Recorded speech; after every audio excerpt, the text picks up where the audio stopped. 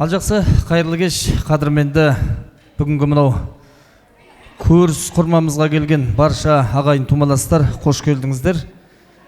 Ал бүгінгі мынау қасиетті Рамазан айына тұспа-тұс келіп жатырған үлкен амал мерекеміз, амал келді, жыл келді деп, қыстан аман есен шыққанымызға деп, осы бір шық атып, күн жылыған сәтте атам қазақ көрісіп, соны бір үлкен мереке қылып, соның ішінде осы Маңғыстауымыз 13 кешке бастап кеткен екен ғой расында. Сол ең алдымен елдің алдымен көрісіп жатқан құрметті Шоғы Орамал ауылы көріс мерекелеріңіз, амал мереке құтты болсын деп бір қол соғып қошеметтеп қояйықшы. Бұл жерден де бөтен адам жоқ, осы нағыз өзім деген ағайын тумалас. Расында сол Шоғы Орамал бер жағында мынау Бекқали атамыз бен Есқали атамыздан өрбіген ұрпақ бүгін бас қосып жатыр екен. Бұлай болса баршаңызда қош келдіңіздер. Соның ішінде алыстан келіп отырған ағайындар бар екен. Ақтөбеден келіп отырған апама бір қол соғып қошеметтеп қояйық. Қош келдіңіз апа. Сақалымен сән беретін, мақалымен мән беретін сонау төрдегі ақсақалдарымыз, ассалаумағалейкум. Ыстық құшағы жұмаққа, көкірегі бұлаққа айналған армысыздар ақ жаулықты аналарым деп, ақсақалды аталарымызбен ақ жаулықты аналарға қош келдіңіздер деп бір қол соғып қошеметтеп қояйық ағайындар. Ал енді қазақта бір көнеден қалған сөз бар, қыз төркінге барса үйдің сыбыртқысы қалтырайды деген. Сол ауылымызға төркінне көрісіп келіп атқан қыздарға қош келдіңіздер деп бір шулап қоймаймыз ба? Сол ерке қыздардан өрбіген ерке жиендерге қош келдің деп қояйық. Бұл кісілер қонақ енді. Ал қош келдіңіздер құрметті жиендер. Ал енді адуынды заманның ауыр жүгін көтерген армысыздар, ауылдың атпал азамат ағаларымның кезінде нәзігі болған, қазіргі таңда шаңырағының қазығы болып келіп отырған жеңгелер, баршаңызда қош келдіңіздер. Жаңа жыл баршаңызға құтты болсын дейміз. Ал олай болса, жақсылап астан дәм алып, тынысты кең алып, бір-бірімізге деген жүрек жарды жылы тілектерімізді айтайық, әнімізді шырқайық, қазағымыздың салт дәстүрін жаңғыртып, өрбітіп, бүгінде мынау үлкен мерекенің қарсаңында ұйымдастырушылар алқасы қарайғаннан керемет жүлде сыйлықтар дайындаған екен. Сондықтан ойын ойнайық, қазақтың салт дәстүрі бойынша сайыстарымыз бар. Десе де енді болар іске бата болсын деп, суақ баймас ағадан сөз басталмайтын бет ағадан, бәрімізде туып өстік ақ жаулықты анадан деп, осы жерде енді 60-ты алқымдаған бүгінгі Шоғы ауылының үлкендерін бір ортаға шақырып, бір батасын алып, тойымызды бастасақ па дейміз. Қол соғып қошеметтеп, 60-ты алқымдаған үлкендерімізді ақ тілекке шақырайық, келіңіздер. Ал ақсақалдарым, төрлетіңіздер. Ақжайнақ деп атыңды анаң қойған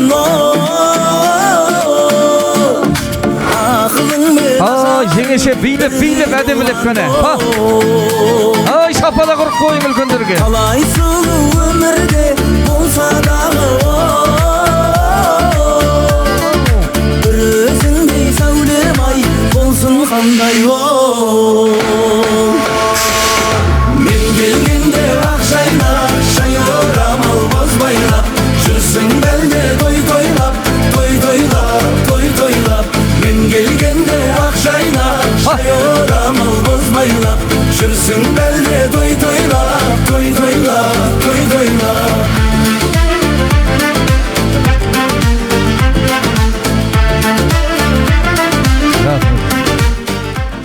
Ал жеңгелерін төрлетіңіздер. Қайнағаларыңмен жарысып сөйлемесең де, осы ауылдың үлкен кемпір едік деп бір төбе көрсетсеңіздер болғаны ғой жеңеше. Ал мерекелерің құтты болсын. Ал құрметті ақсақалдар, қош келдіңіздер, армысыздар. Мереке құтты болсын. Осы қуанышқа бас көз өздеріңіз ғой жарықтық. Осы кәкемізден бастайықшы тілекті. Міне бүгін Аман мерекесінің алғашқы күндері екен. Осында ұйымдастырып атқаныңыз оң болсын, құтты болсын. Жылдарыңыз жастан жасқа аман сау жете берейік. Енді мен бұлардың үлкені менің, Құдай қаласа Тоғызбайдың жаңағы Бекқали, Есқали деп атсыңыз ғой, ол Әжібайдың балдары бәрде. Кішкентай ғана Ақтау өзен, Ақтөбе үш жерден ұйымдасып атқан, келіп атқан балдары. Бұлардың дені сау болсын,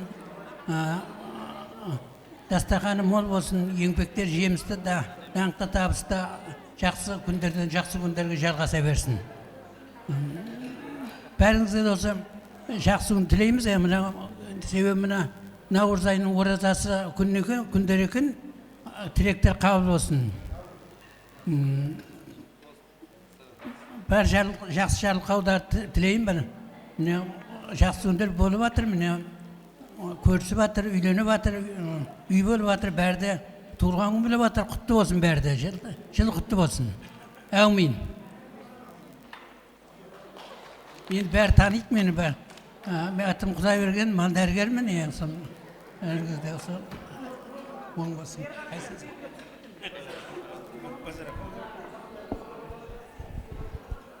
Ал мені Ақтөбе бүгін мені наурыз мерекесі менен бауырлар барлығы жиналып атаған екенсіңіз. Алла тағалам әр жылдан жылға осындай жақсылық менен той болып, ауызбіршілік болып жинала берің. Жақсы күндер, той жақсы өте берсін, әр жылы наурыз күліп ойнап. Аман жүрің бәріңіз, не деген міне тумалар бәрі біреу қалмай келген. Алла тағала тіл көзден сақтасын. Сіздерге ұзақ денсаулық, байлық, бақыт. Келін алмағандар келін алып, қыз ұзатпағандар қыз ұзатып, үлкендеріміз аман сау жүріп, күліп ойнап, үстіп жарқырап жүре бергенбіз барлық уақытта. Аман болың, сау болың. Алла теңір жалғасын, Алла разы болсын сөйтіп. Ауызбіршілікпенен үйтіп организовать етіп жүрген мына балдарға. Сау болсын.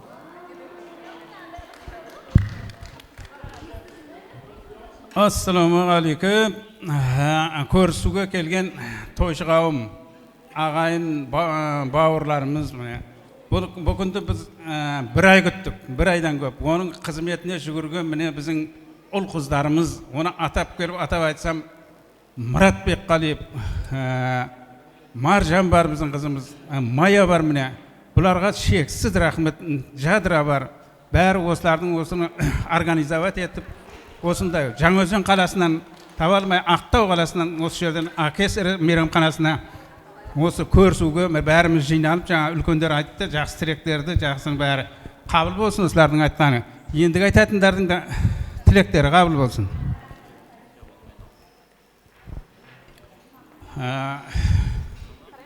Тойға жалғаса берсін, тек мына көріс тойды тойлайық, үлкендерді тыңдайық. Дүние ойлап отырсам шолақ екен. Адамдар бір-біріне қонақ екен. Барында оралыңның ойнада гүл, қызығы бұл жалғанның солақ екен. Барында оралыңның ойнада гүл, қызығы бұл жалғанның солақ екен. Ал енді басыңыз ауырма, қол аяғың басыңыз ауырмасын, 100-ге жетсін жасыңыз. Ал енді мына көрісу жылда қазақтың өзінің салтымыз ғой, биыл осы жерде болып жатыр. Біз сәлмал қызықтырақ болсын деп мен бір оңай ғана, оп-оңай ғана жұмбақ жазырайын деп тұрмын. Шешіп көріңіздер соны.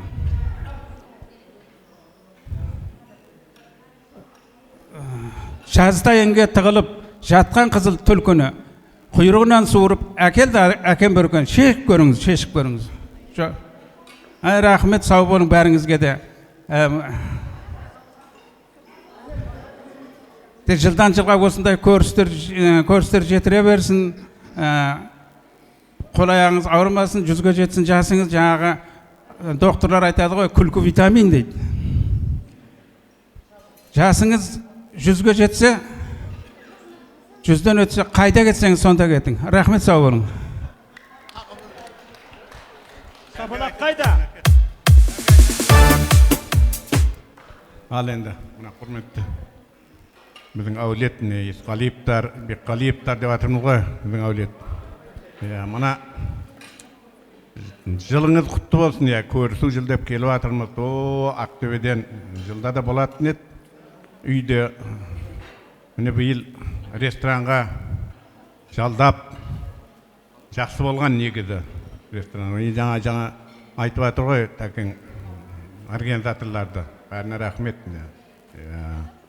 Құтты болсын, жылдар құтты болсын. Мына көктем мерекесі ода құтты болсын, жаңа жыл болады ал мұсылманның бәрі.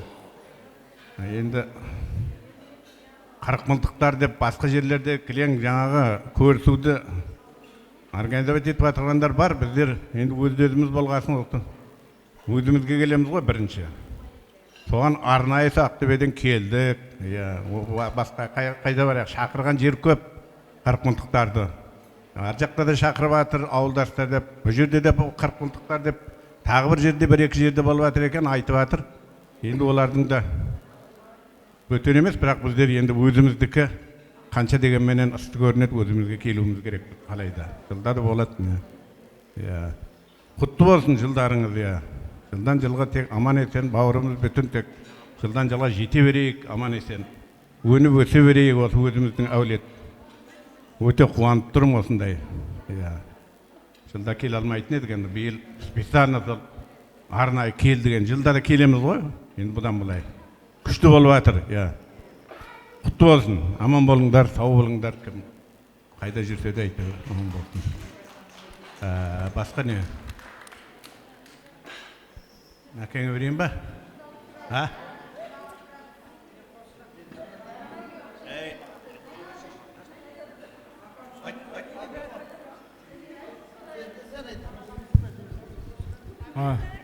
Ассалаумағалейкум, құрметті қонақтар.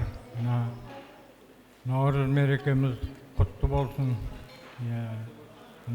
Наурызбен қабат келіп атқан ораза қабыл болсын бәріңе. Алыстан жақыннан келіп атыр. Бәріңе де оң болсын. Мына мерекеміз оң болсын. Балдар бақытты болсын. Өмір жастары ұзақ болсын екі бастан. Мына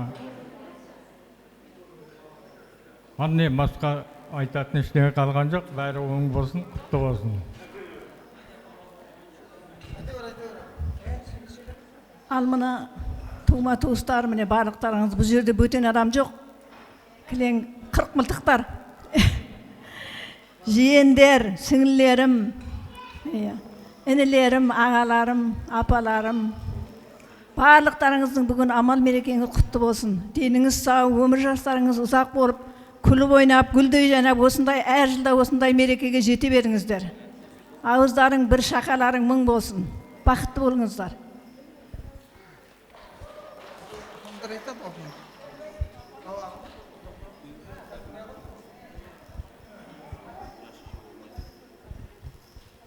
Кішімі.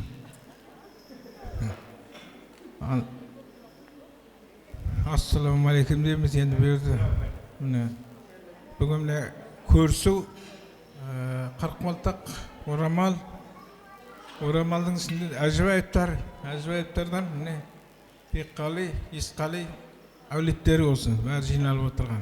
Соның балдары, келіндері, жиендер.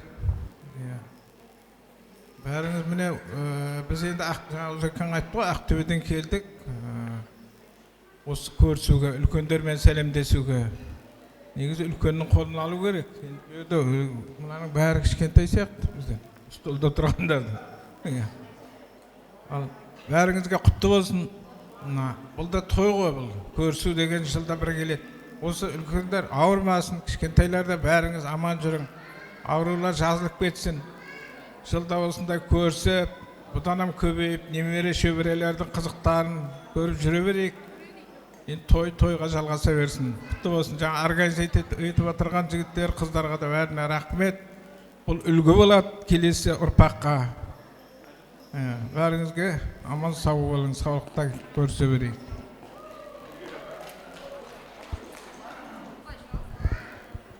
Құрметті бүгін жиналған тойшы қауым, той десек те болады ғой. Бүгінгі мына көрісу, Наурыз мерекелеріміз құтты болсын, денсаулықтар мықты болсын, тек әр жыл осындай болып жиналып, ауызбіршілікте тек сөйтіп жүре берейік. Той болсын барлығыңыздың үйіңізге. Айдарың.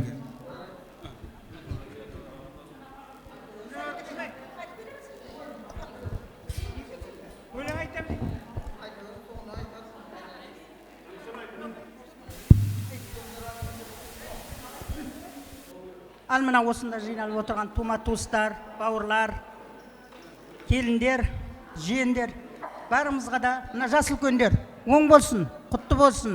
Бүгінгі ораза қабыл болсын, мына Наурыз мерекесі құтты болсын. Мына қыздар, келіндер, тумалар 8 март мерекеңізде құтты болсын. Жылдан жылға табысты болсын. Мына осыны ұйғарып, осыны жасап отырған мына жастарға мыңда бір рахмет. Ауызбіршілігімізді берсін. Өне берсін, өсе берсін, көбейе берсін. Енді мына артымыздағы ұрпақтарға осы үлгі бола берсін. Құтты болсын. Кеш жарық, бауырлар, тумаластар, амал мерекесі құтты болсын. Алыстан жақындан келіп атқан бауырларым, баршаңызға да осы отырғандардың бәріңізге де амал мерекесі құтты болсын. Үйлеріңізде той болсын. Келін алмағандар келін алың, қыз ұзатпағандар қыз ұзатың. Немере шөбере сүйіп қызықтап жүре берің. Бәріңіздің бастарымызды қосып отырған мына балдар ғой, мына сіңілерім, бауырларым, баршаңызға рахмет, мың алғыс осының бас қосып атқандарына. Тойды бүгін әлемге жар салайын ай, ағайынды құрметтеп қарсы алайын ай. Төлетіңдер ағайын, төлетіңдер ай, сіздерге бүгін ән салайын ай. Ағаларым ай, жеңгелерім ай, апаларым ай, жезделерім ай, қабыл болсын ақ тілек баталарың ай.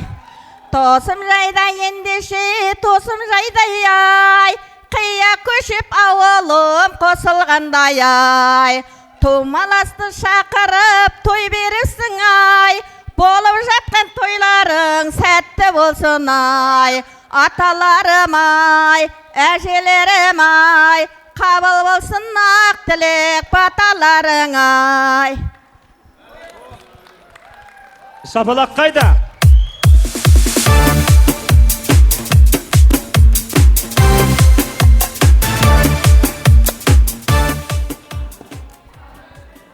Бүгінгі міне амал мерекесі баршаңызға құтты болсын. Жылдан жылға басым заман, бауырымыз бүтін, деніміз сау, көбейіп, жылдан жылға жете берейік. Қабат келіп атқан оразада қабыл болсын. Барша жандардың ұстаған оразаларымыз деген дұға тілектеріңіз Алла қабыл етсін.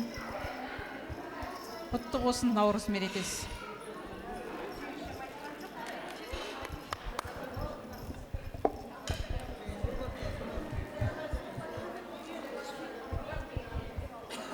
Ал құрметті қойшығам, құрметті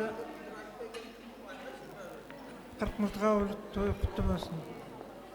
Ақтөбеден, Ақтаудан жалынды сәлем. Ал енді мына амал мерекеңіз құтты болсын. Мына қыздарым, балдарым, қайнағаларым, апаларым, қайынсіңлерім, бәріңіздің үйлеріңізде той болсын. Жылдан жылға жете берің. Мына қызмет еткен қыздарым, балдарыма мың алғыс, шексіз. Әйтеуір Ақтөбеге қашан келесің, келдік, шүкір Аллаға. Осы отырғандардың барлықтарыңыздың үйінде той болсын. Енді той көбейе берсін. Жылдан жылға жете берейік. Әп-әдемі болып, қыздар қыз болып, келіндер аман болсын. Барлықтарыңыз аман, үлкендеріміз аман жүрсін. Апаларымыз аман болсын. Тойлар оң болсын.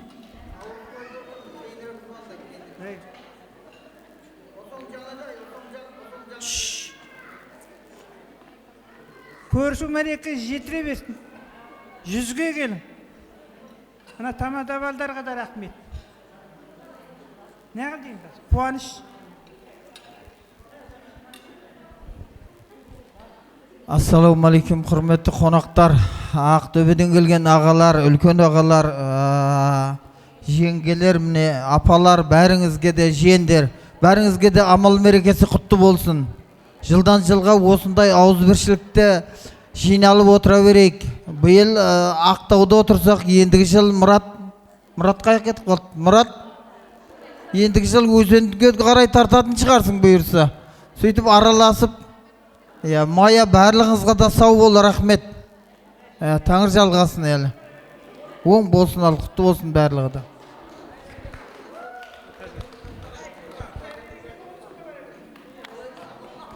Қосыласыңдар ма жеңеше? Дұрыс жасадыңдар. Айқайлап тілек айтқанша іштей тілек өтімді болады деп, ішінен тілеп тұрған жеңешелеріме бір қол соғып қойсаңдар деп жатырмын. Енді жаңа мына ақылдасып жатырық қой, енді көрісті қалай жүргіземіз, кімдерді шақырдың, қандай әншілер келеді десем, Мұрат айтып жатыр, Россиядан Алланы, Өзбекстаннан Ялланы шақырамыз ба деп бастап едік дейді. Бірақ қазақта сөз бар, қасыңда жарқырап тұрған жұлдыз тұрғанда алыстағы айға көз сұғып қайтеміз деді. Ауылымызда Айтгүл жеңешем сияқты әнші жоқ қой деді ғой. Сондықтан осы кісіге бір қол соғып қошеметтеп, той бастар әнін шырқап берген Айтгүл жеңешеге бір ду қол шапалақ ұрып қояйық. Алла қой, Алла. Құдай, ай, не қылайын деп жүрсін деп ала бершейші, апау. Апамыз ба? Ойбай, бәсе. Ал, құрметті үлкендер, Алла қуат берсін. Адам деген пендекен, мүсәпір болу демдекен, қайранда қайран денсаулық, бақыт пен байлық сендекен дейді. Үлкендеріміз аман болыңыздар. Үлкендерден қалған сөз бар. Қария жасқа таяған үлкен атаң мен үлкен әжеңнің айтқан тілегі 6 діндардың қарғысын кері қайтарар деген екен. Тілекші болып төрімізде отыра беріңіздер. Бір суретке алып қалайық, күнде бас қосып жатырмыз ба? Қарындасым келе ғой, естелік болып қалсын. Ал, үлкендер, жақсылап естелікке суретке қалайық.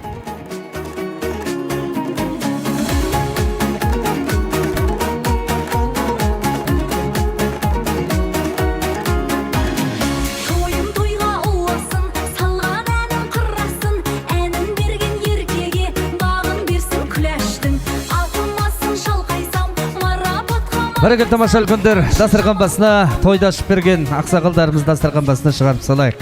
Рахмет, аман болыңыздар. Әрдайым тек бас көз болып, қуанышымыздың төрінен төбелерің жарқырап көріне берсін.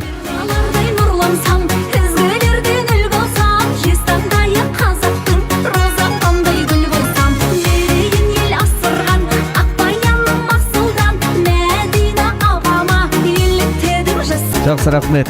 Ал енді көргенім арман, көрмегенім сірә жалған, Алла берген қамшының қысқаған азабындай, жаңа үлкендер айтқандай, 5 күн тіршілік осындай берекелі ағайынның құрмасы болсын.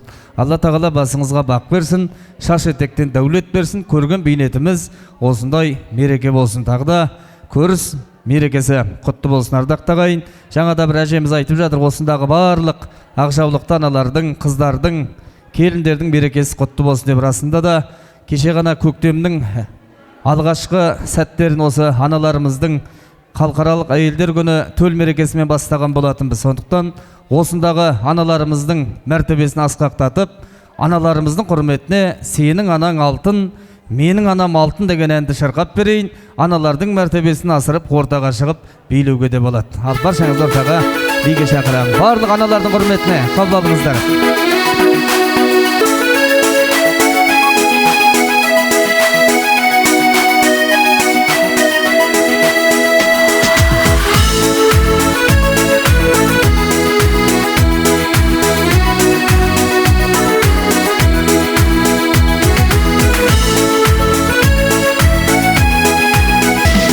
айналдым ана деген асқақ аттан, ұлыңның атқа мініп көкпар шапқан. Бүгінгі бұл мереке сіздердікі, мейрамың құтты болсын болып жатқан. Сенің анаң алтын, менің анам алтын, құлпыра бер қарындасым, аман болып жалпың. Ақ жеңгелер әнім, сұлу қыздар сәнім, аналарды құттықтап қол соғыңдар бәрің. Сенің анаң алтын, менің анам алтын, құлпыра бер қарындасым, аман болып жалпың. Ақ жеңгелер әнім, сұлу қыздар сәнім, аналарды құттықтап қол соғыңдар бәрің. Кәлі ауылды қыздар қайда, неге билемейміз ортаға шығарайық қонақтар, ағайындар.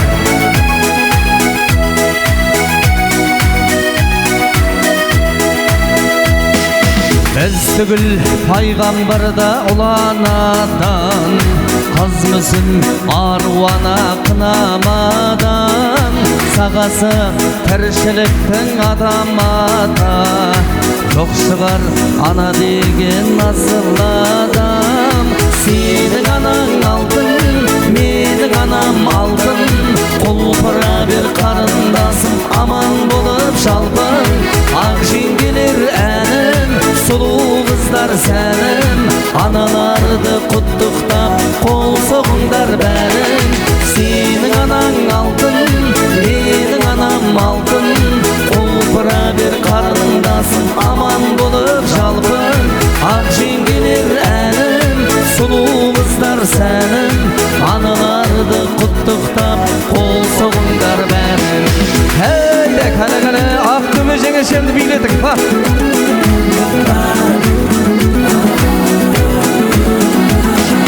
Сенің анаң алтын, менің анам алтын, құлпыра бер қарындасым, аман болып жалпың. Ақ жеңгелер әнім, сұлу қыздар сәнім, аналарды құттықтап қол соғыңдар бәрің. Сенің анаң алтын, менің анам алтын, құлпыра бер қарындасым, аман болып жалпың. Ақ жеңгелер әнім, сұлу қыздар сәнім, аналарды құттықтап қол соғыңдар бәрің. Жеңгелерді құттықтап қол соғыңдар бәрің. Әй деп қояйық осы жерден. Рахмет, сау болыңыздар. Ал дастархан басына жайғасайық. Бұл әлі тойдың басы, аламан би әлі алда. Дастархан басына жайғасыңыздар. Ал енді көп шапса қарайғырдың әлі кетер, көп шайнаса қазының дәмі кетер деген. Мен де көп сөйлеп құрмамыз сағызша созбайық. Қазағымыздың салт дәстүрлі бағытталған әдемі көріс мереке болып жатқаннан кейін жаңада енді келіндер, кеш келген келіндер бар екен. Біздің жалпы бағдарламамыздың басынан келіндер сәлеммен бастауымыз керек еді. Сәл келіндерді кідіріп күтіп қалған жайымыз бар. Осы жерде келіндер шығыңыздар, жаңа 8 келінді маған атап еді осы жерде. Шығыңыздар, ауылдың келіндері үлкендерге ізет жасап сәлем етсеңіздер деп жатырмыз. Келіңдер, 8 келін бар, шықсын ортаға.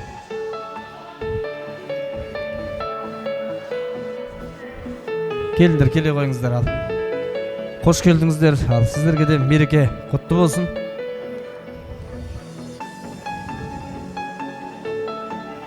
Келіні жақсы үйдің керегесі алтын демей ме, ардақты ағайындар? Міне іргеміздің алтын қылып отқан келіндеріміз сіздер үшін бір сәлемет жіберсін, қабыл алыңыздар.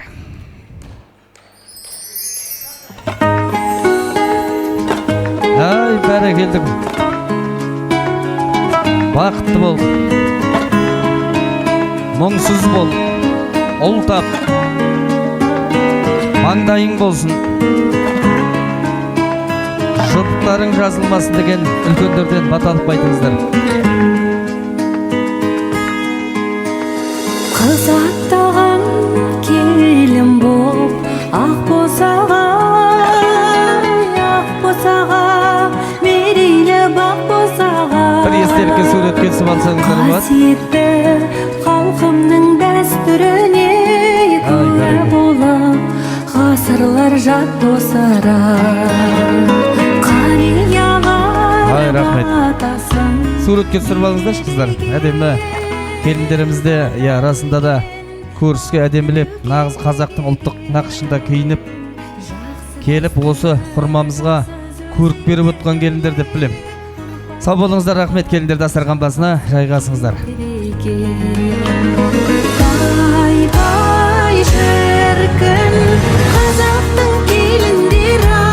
Мерекеміз бағдарламасы бойынша құлақ қағыс қылып отырайын, бәріңізде хабардар болып отырыңыздар. Жігіттерге, ерлерге, ұлдарға ләңгі тебуден сайысы бар және арқан тарту сайысы бар. Осындағы жеңгелерге, қыз келіншектерге сайыс, келіндер сайысы бар және де қыздар мен келіндердің арасында арқан тартысы бар. Соған дайын болыңыздар.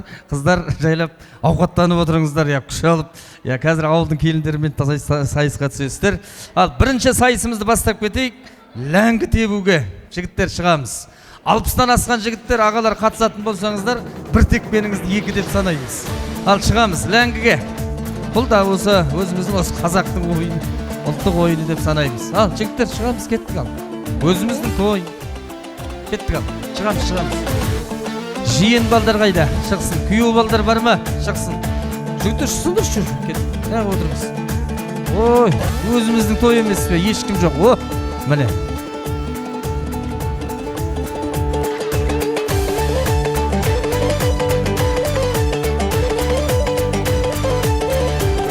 Тағы да қайталап айтам, 60-тан асқан ағалар ләңгі тебем десеңдер, бір текпеніңізді 2 деп санаймыз. Так, аяқты үйретіп алайық, бірінші аяқты үйретіп алайық.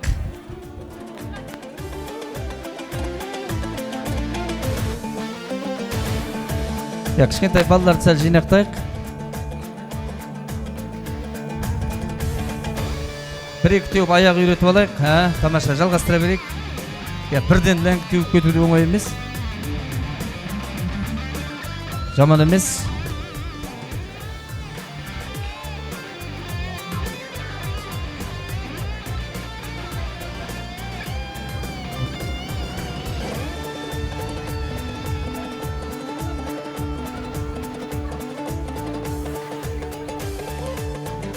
Үлкендеу ағам өз. Көріш ағам. Жігіттер ләңгі тебуге қатысамыз.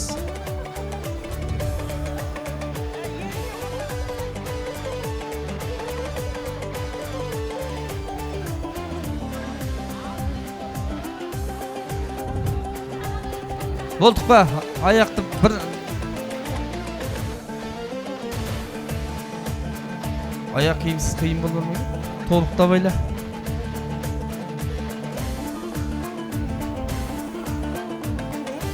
Давай, жігіттер, тездетіп.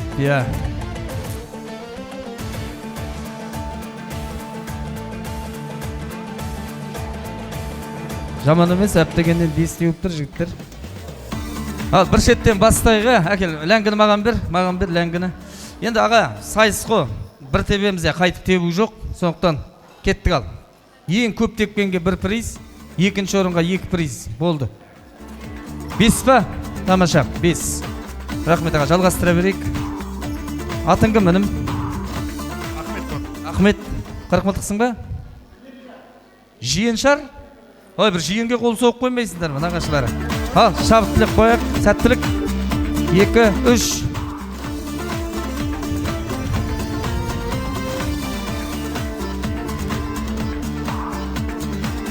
Bir, 2, 3, 4, 5, 6, 7, 8. 8, дұрыс па? 7, әділ болсын. 1, 2, 3, 4, 5, 6, 7, 8, 9, 10, 11, 12, 13. 7 мен 13 қалсын, қалғандарыңаға отыра беріңдер. Бір ассаумалейкум. Жайлап көрінбей кетіп қалды. 1, 2, 3, 4, 5, 6, 7, 8. 7 отыра берсін. Ләңгіні қайтарыңыздар. Өзі бір түйірлі. Ойбай. Былтыр көрісте бас жарып еді деген әңгіме қалып қоймасын. Кеттік ал. Бұл да жиын ба? Ал жиын сәттілік. 2, 3, 4, 5. Жиын сау болып отыра бер орныңа. Ал өзіміздің әніміз Қырықмылтық ауылының баласы. 1, 2, 3. 1000-мен отырасың ау деймін орныңа.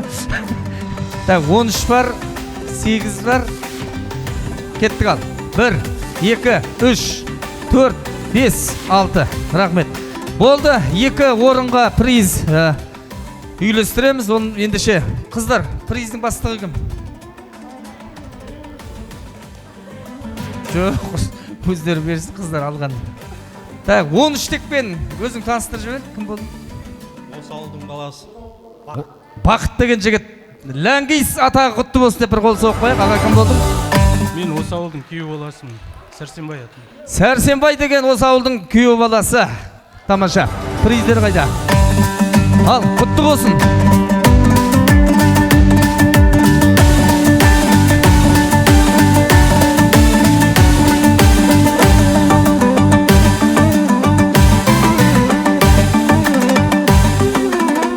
Жарайды, жақсы. Енді қадірменді ағайындар, осындай бір жақсы сыйлықтарды үйлестіріп отырам. Енді біз жаңа айттық қой, салт дәстүрімізді жаңғыртатын сондай шара болғаннан кейін қазақтың сәлі бір ұмытылып бара жатқан салттары бар. Содан бір сұрақ қояйын.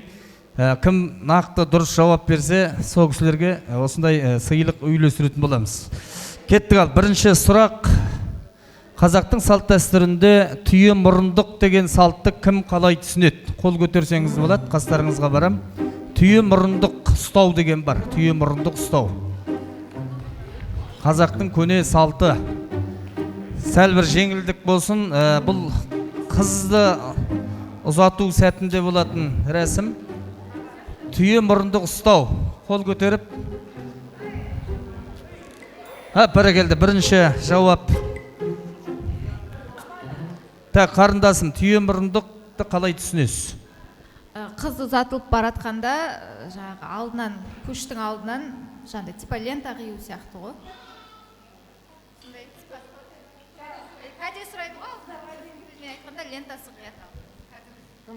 Ертеде көлік болған жоқ, расында қадірменді ағайын, қызды түйемен алып кеткен ғой. Сол алып баратқан түйенің мұрындығынан ұстап, жолдық сұраған екен құдалардан. Соны түйе мұрындық деп атайды екен. Бір қол соғып қошеметтеп.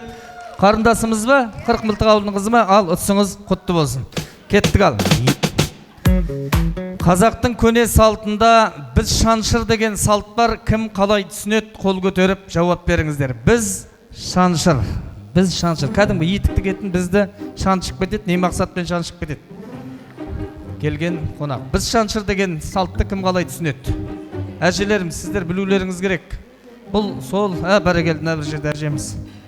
Тыңдап отырыңыз, жастар жағы. Ол жастар білсін деп сұрап жатырмыз. Ертеде ауылдан ауылға келіп, жаңағы қыз сұрауға келеді екен ғой, құда түсуге. Мен сөйтіп түсінем. Сол кезде сол елдің сыйластығын, сол елдің қандайлығын біліп, жақсылығын біліп, сол жаңағы құда түсуге ине шаншып кетеді екен. Мен сөйтіп түсінемін. Енді әркім әрқалай шығар. Мен түсінігім солай. Білетіндер болса. Ертеде қазақтың есігі ешқашан кілттенбеген, кез келген жолаушы, кез келген қазекең төріне шығып қонағасын жеп кеткен екен. Сол үйге келген қонақ, сол үйдің бір әдемі қызына көзі түсіп, пай мына бір қызға құда түсіп келетінде екен деп, отырған жеріне біз шаншып кеткен екен, белгі ретінде. Соны көрген үйдің адамдары ауылымызға жақында бір ауылдан құда келуі мүмкін деп дайындалған екен дейді ағайындар. Соны біз шаншу, яғни белгі ғой енді. Қол соғып қошеметтеп қояйық, әжеміз менен ақ. Апа жан. Біз шаншыр, тамаша.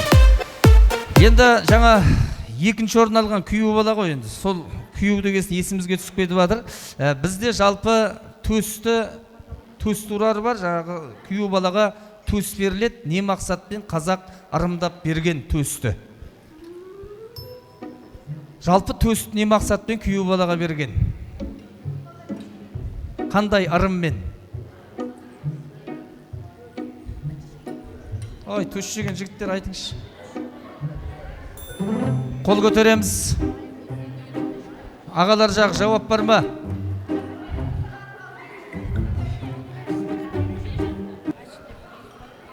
Енді малдың ең не жері ғой, жаңағы қабырғаларды бәрін ұстап тұратын төс деген мынадан. Енді соны бәрін ұстап тұрсын деп күйеу балаға беріледі да, оны қабырға жамбас әрқайсының өзінің берілетін жері бар, төс күйеу балаға беріледі. Жақсы мықты ұстап тұрсын деп екі жақ қабырғалар. Атам қазақ әр затты да өз ретімен дәл осылай ырымдап берген екен. Ағамның жауабы өте дұрыс. Екі қабырғаны ажыратпай тұрған мықты сүйек, сол екі қабырғалы елді ажыратпайтындай сол төстей мықты бол деп күйеу балаға ырымдап берген екен. Қол соғып қошеметтеп қояйық. Ағамызға бір сыйлық үлестіру керек екен. Рахмет. Менің қасыма бір келін керек еді, ағайындар, көмектесіп тұрады. Тамадысы да келінде өзім болып кеттім ау жартық. Ағама не берсем екен? Апарып беріңдерші ағамызға бір жақсы сыйлық. Үлкеніңіз шай жақсы еді, шай апарып. Шайнек апарып берді.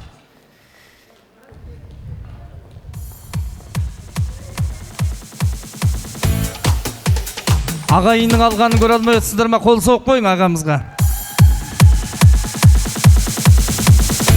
Жақсы, қадірменді қонақтар, міне ағайындар дәл осы бағытта жалғастыра түсейік. Енді жаңада айттық, мынау қыз ырыстайды. Сол өз елін қиып, басқа елде жүрсе де бауырларының амандығын тілеп жүретін нағыз жанашыр ауылды да бір тілекке шақырайын. Төркінге келгенде айтары бар шығар. Сондықтан қыз күйеу мен жиендерді бір ауыздан бір қысқа тілек арнасын деп, қол соғып қошеметтеп, ақ тілекке шақырып жіберейін. Келіңіздер.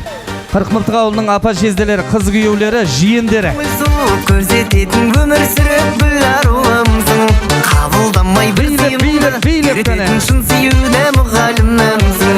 Қызғанып та ұрысатын, ұрыспауға тырысатын әбігерімсің. Жүрегімді сез алатын, ауырғанда жазалатын дәрігерімсің. Миллионым, миллиардым, алтын, күміс, бриллиантым, қымбаттым менің. Дәуірімсің, ғасырымсың, ғарышымсың, ғашығымсың, жұмбақты менің. Миллионым, миллиардым, алтын, күміс, бриллиантым, қымбаттым менің.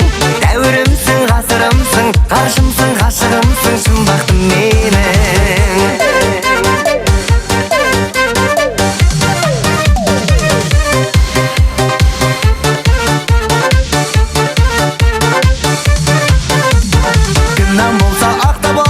Мінезімді шаттап алған дарыным менің, жан дүниемді дертке толған, шағарымнан зерттеп алған ғалымым менің.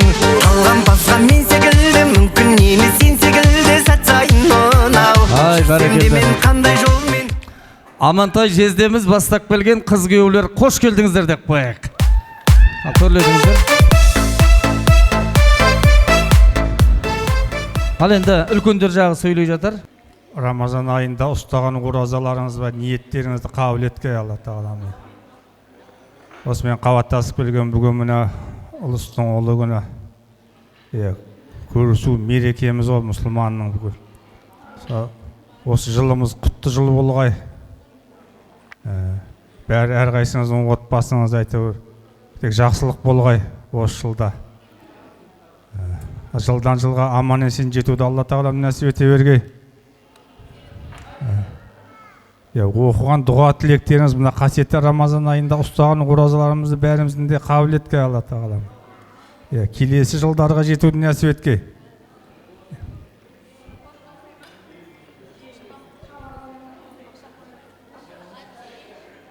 Ал жиен болса жиен. Ал бүгінгі көріс мерекеміз құтты болсын бәрімізге. Амал мерекеміз келе атқан ода құтты болсын бәрімізге. Осы бәр адамда той болсын.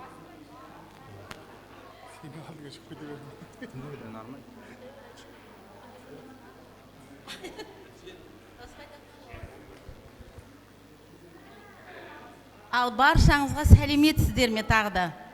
Мына үлкен той ғой енді бұл. Өткені мына амал мерекесі көрісу баршамызға құтты болсын. Аман есенмен қыстан шығып, баршамыз осылай жадырап ойнап күліп тұрмыз. Баршамыз қыздар, міне қыздар жағы, келіндер жағы, апалар, жеңешелер, баршамыз жағы құлпырып, гүлдей болып жайнап тұрсыңдар. Ағаларымыз төрде отырғандар, осылардан аман есен алдарымызда тұрып, тілектерін айтып, осы барлығы енді мына амал мерекесі ғой енді. Ал баршамызға осы мереке құтты болсын, тек жақсылығымен келсін, баршамыздың үйлеріңізде тек той болсын. Мына ораза ұстаған жандарда оразаларыңыз қабыл болсын, ниеттеріңіз қабыл болсын. Мына жылымыз бір жақсы, мерекелі, берекелі жыл болсын. Мына Ақтөбеден келген нағашылар, ағалар, жеңеше, қош келдіңіз. Сіздердің келгеніңізде өте қуаныштымыз. Амал мерекесі міне өте ерекше өтіп жатыр. Ақтөбеден келген міне нағашыларымыз осы көріске куә болып, қуанышымызға шек жоқ. Осыны ұйымдастырып жүрген жандарға алғысымыз шексіз. Мына Наурыз мерекесі жалпы көктем мезгілі өте жақсы мерекесімен басталады ғой. Алғыс айту күнімен басталады. Мына осы отырған жандарға баршаңызға алғысым шексіз. Ал тағы да мереке ол аналардың мерекесі болды. Барлық сұлу нәзік жандардың, ақ жаулықты әжелердің, ардақты аналардың, әп-әдемі сұлу қыздардың мерекесі болды. Мерекелеріміз құтты болсын өтіп кеткен. Ал енді де міне өзіміздің қазақтың ұлттық міне көрісу амал мерекесі. Осы амалдан амалға аман есен жете берейік.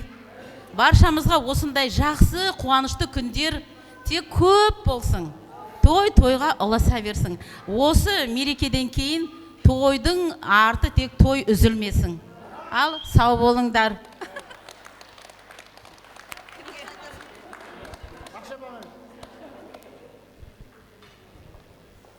Ал құрметті тумаластарым, барлық жанымызға жақын адамдарымыз мына жерде жандар. Міне бүгін ораза айымен тұспа-тұс келіп жатқан амал мерекесі барлықтарыңызға құтты болсын. Ең бірінші байлық осы дендеріңіз сау болсын. Осындай жақсы күндерде жылда бас қоса берейік. Бүгін міне осыны ұйымдастырып жатқан Мұратжан, Маяжан, Маржан, Жадыра барлықтарыңызға рахмет. Басым бастапырақ. Алыстан келіп отқан Ұзақбай аға, Сәрсенбай аға, Ақша жеңеше, қош келдіңіздер. Тек тойға келіңіздер. Төрімізде отырған ағаларым, апаларым, жеңгелерім, жезделерім аман сау болып, әрқашан орындарыңыз төрде болсын. Ақылшымыз болып, алдымызда жүре беріңіздер. Барлықтарыңызға тек жақсылық тілеймін. Мереке осы берекелі жыл болсын. Жақсылығымен келсін.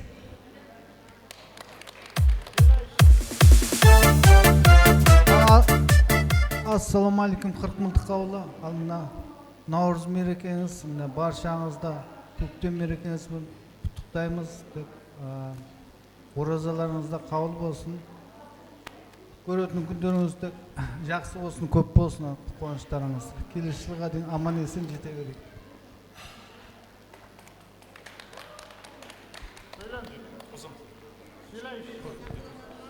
Ассалаумағалейкум, қайын жұрт ауыл. Бәріңізге мына амал мереке құтты болсын, көрісу. Мына оразаларыңызда қабыл болсын, ұстап отқан бәріңізге. Тек жылға осында ауызбіршілікте өткіземіз, Аллах несіп етсін. Той болсын тек.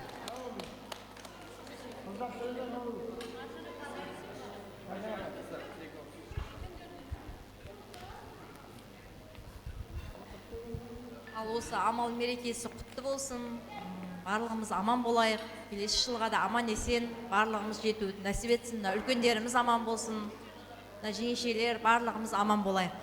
Жылдан жылға жете берейік, ораза да қабыл болсын, құтты болсын.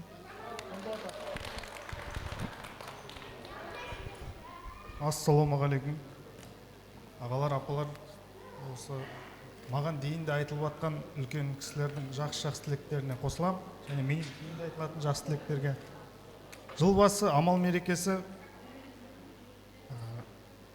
жаңа жылға оң аяғымызбен аттап, сол қолымызды жүрегімізге қойып көріскендей көңіліміз ашық болсын. жылдан жылға жете берейік. Ең бастысы денсаулық. Денсаулық болса барлығы болады. Рахмет.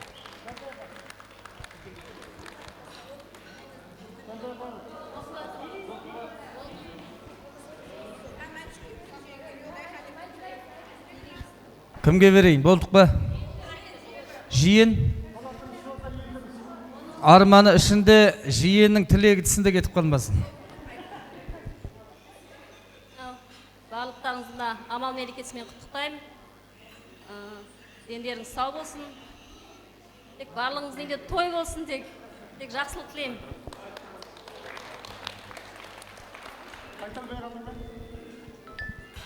Қосыламыз ба?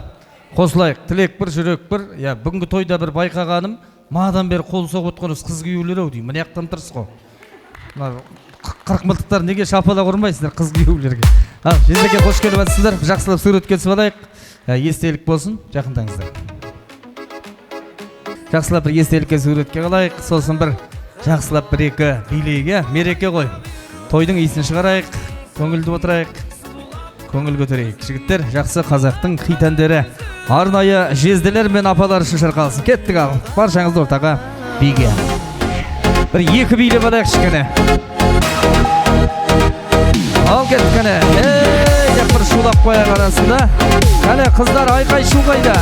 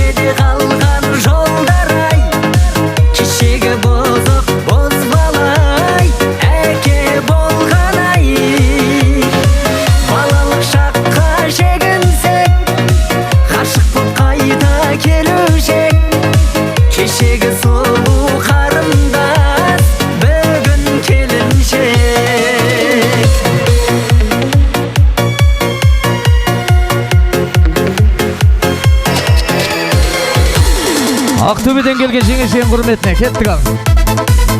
Ақтауда менің бір досым бар деп билейші кәне. Ал кеттік. Удархан даласы, Ақжүрек Ақтау қаласы. Ақтауда менің досым бар, сыйласып тапқан жарасын. Маңғаз Маңғыстау даласы, Ақтаудың нардай баласы.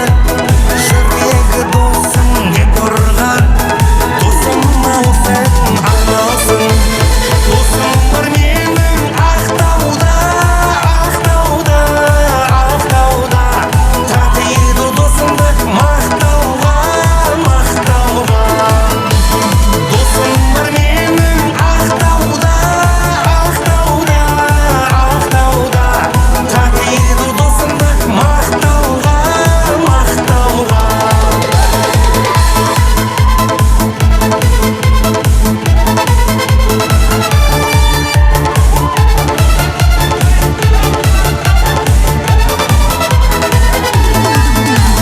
Ақтауға бір күн барармын, досымның көңілін табармын. Бірге өткен күндерді қуанып еске аламын. Каспийде терең жүрегі, достықтың қадірін біледі. Қашан келесің досым деп, сағынып мені жүреді. Досым бар менің Ақтауда, Ақтауда, Ақтауда. Татиды досымды мақтауға, мақтауға. Досым бар менің Ақтауда, Ақтауда, Ақтауда. Татиды досымды мақтауға, мақтауға.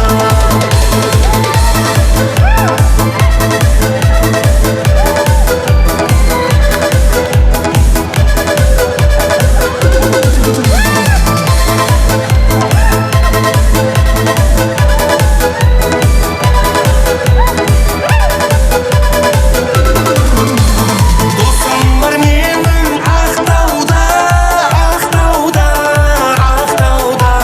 Татиды досымды мақтауға, мақтауға.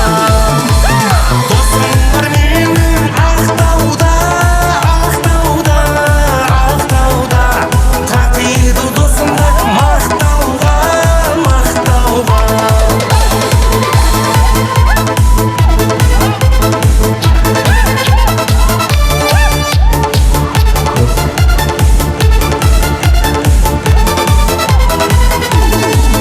Ай, бәрекелді. Ой, рахмет жеңгелер апалар. Сау болыңыздар, алдастырған басылар. Екемізде палуандарды анықтайық. Қырықмылтық ауылының жігіттері және күйеу балдар мен жиендер. 5-5-тен шығайық. Кеттік ал. Ортаға 10 метрлік арқан бар екен. Біздің ауылының жігіттері, Қырықмылтық ауылының жігіттер 5 жігіт шықсын. Жезделерден, күйеу балдардан 5-еу шықсын.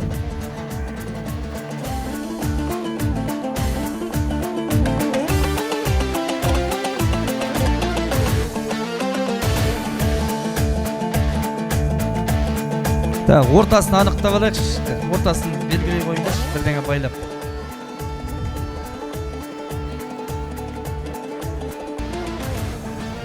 Болды, байлана берсін. Ортасы болып тұра берсін. Ол тек осы арқан тартысқа, осындай сайысқа арналған арқан қоя. Қырықмылтық ауылының жігіттері, мына жаққа күйеу балдар, жиендер. Солай сайыс ұйымдастырайық. Кеттік ал. Ой, Мұратжан. Былай қарай, күйеу балдар, былай қарай қырықмылтықтар.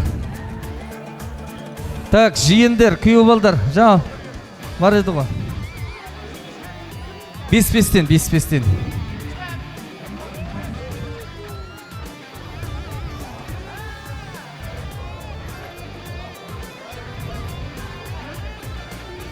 Мына жақта тағы бір жігіт керек.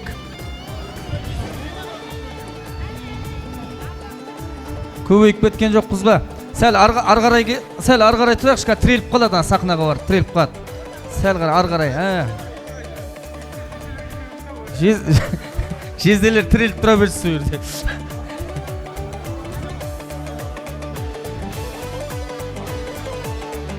балдарымызға сәттілік. 1, 2, 3 кеттік ал кеттік. Давай. Ой, Шоғатам ұрпағы. Жігіттер, мені жігіттер, керемет жігіттер. Мына біз жігіттер. Арғандай, тарландай біздің жігіттер. Мені. Біздің жігіттер. Мені жігіттер. 3 рет тартайық, 3 рет тартайық. Жоқ, дұрыс қой енді 5-5-тен ғой.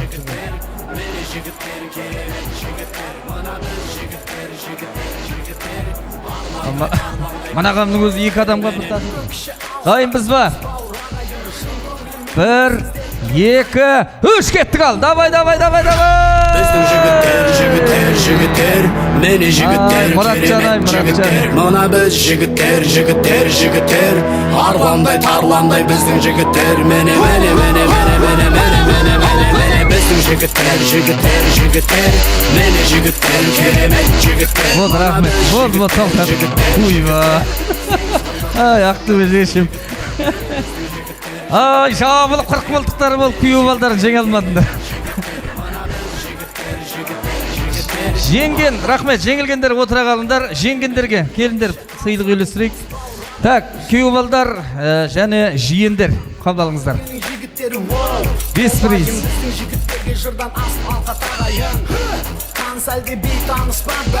Балуандарымызға бір қол соғып қошеметтеп қояйық.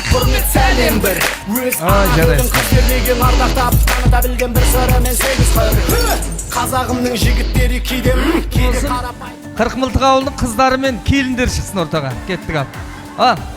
Қыздары мен келіндері Ақтөбе жеңеше бірінші капитан команда боласың. Жүр. Так, қыздар 5 қыз, 5 келін шықсын. 5 қыз, 5 келін. Ойпай.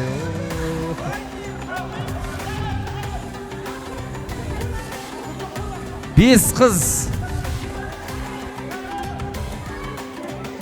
Ай, мен сияқты бір тығыншықты қыздар шықты, тығыншықтай.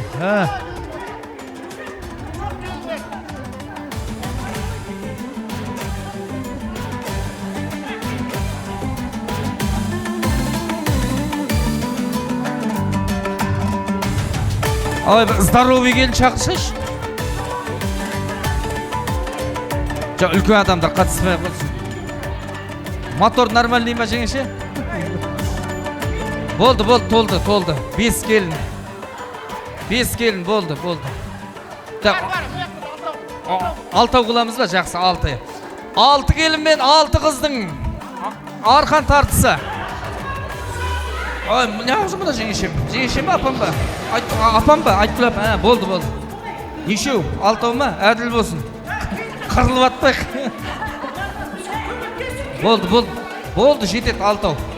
Кеттік ал. 1, 2, 3. Давай. Абайла, құлап қалмаң. Болды.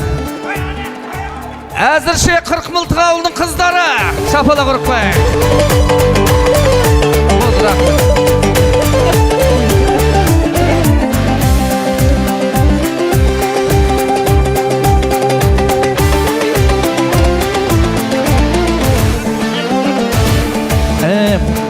Болды. Так, қыздар мен жиен қыздарды сайысқа шығар деп жатыр. Жиен қыздар шығың ал. Кеттік ал, жиен қыздар, давай шығамыз. Жиендер ме бәрі? Давай шыға, кеттік жүр. Нағаш апаларыңмен давай сайысқа, жиен қыздар.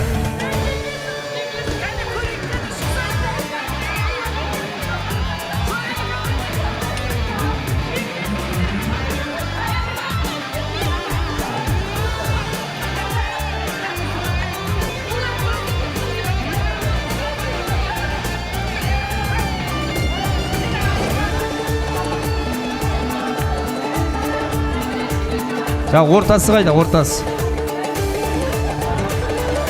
Давай, тездетек. 5 адам болады, 5 адам.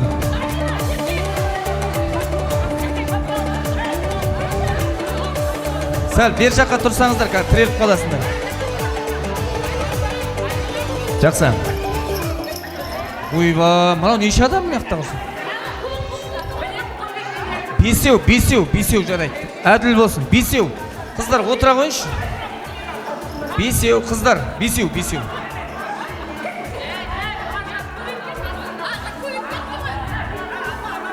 Азаямыз. 5 қыз керек. 5 қыз. Бесеу емес қой. 6 болып кетті ғой.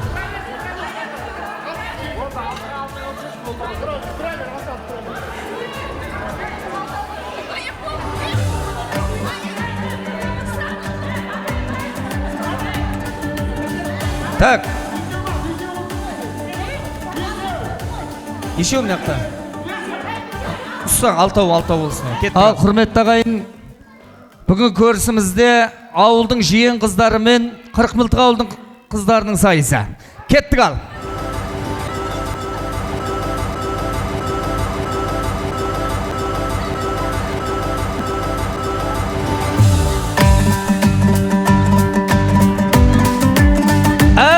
Қыздар. Болды бәрекелді, рахмет. Сөзсіз 40 мылтық ауылдың қыздары палуан екен. Рахмет. Жиеннің назары жаман дедік біздер просто. Жиендер ма атып тұрған? Ойба.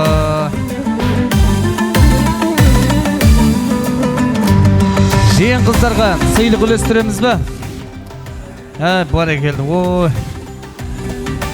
Ағыз білекті келін кім екен? Қыздар, палуанымыз тағы да. Мына ша дейтін дүниені кім неше рет көп көтерсе, осыны алып кетеді ал. Шығамыз ал, кеттік ал. Нағыз білекті келіндерден. Келіндер сайысы ғой, тек келіндер екен, келіндер.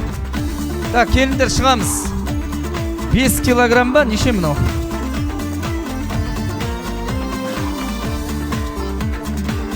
Шығамыз, орта буын жеңгелерден.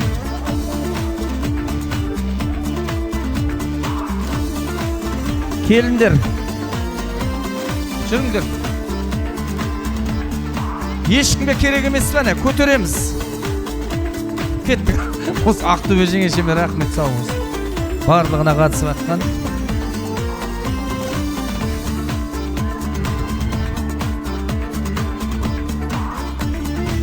Келіндер шығамыз.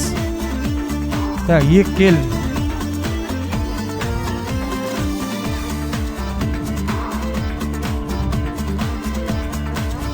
Болды ма? 2 ақ палуан бар мәне. Ақтөбе жеңеше шығасың ба? Тек келіндер, келіндер. Бүгінгі мерекемізде қай спортқа да ортаға шығып жатқан Ақтөбе жеңгемізге бір ду қол шапалақ ұрып қояйық. Жеңеше. Болды. 5 келін, ең кім көп көтереді, сол келін алып кетеді. Жеңеше, сізден бастайық. Бір қолдап, Ал кеттік ал, жеңеше, сәттілік.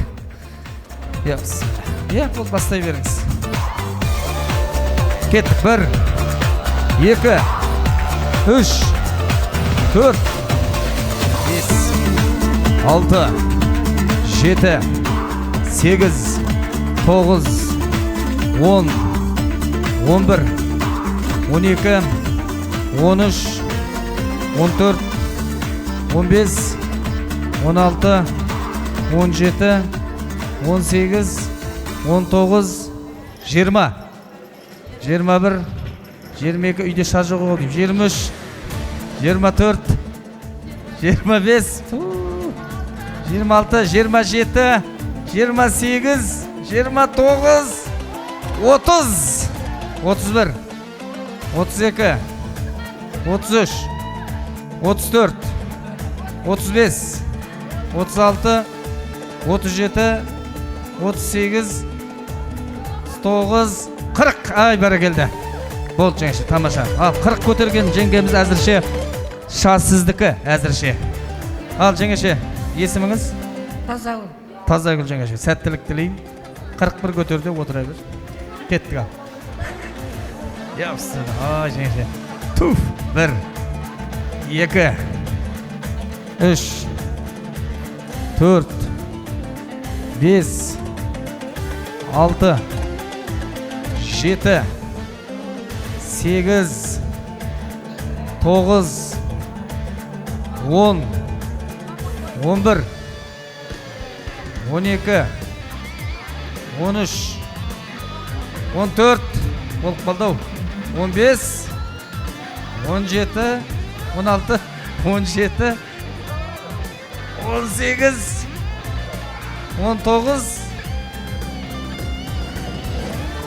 20, 21, 22, қаттырақ көтеру керек. 23, 24, 25, 26, 27, ай болды ау, 28, 29, 30. Екінші орынға бірдеңе бар ма? 31, 32, 33, көтеру керек. Таза көтеру. Неше болды? 34, 35. Үлгермей жатырмын санап. 36, 37, 8, 39, 40, 41, кетті. 42, 43, 44, 45, ойба, 46, 48, 50 қылды жайлап шай ішемі. 49, 50, ай бәрекелді.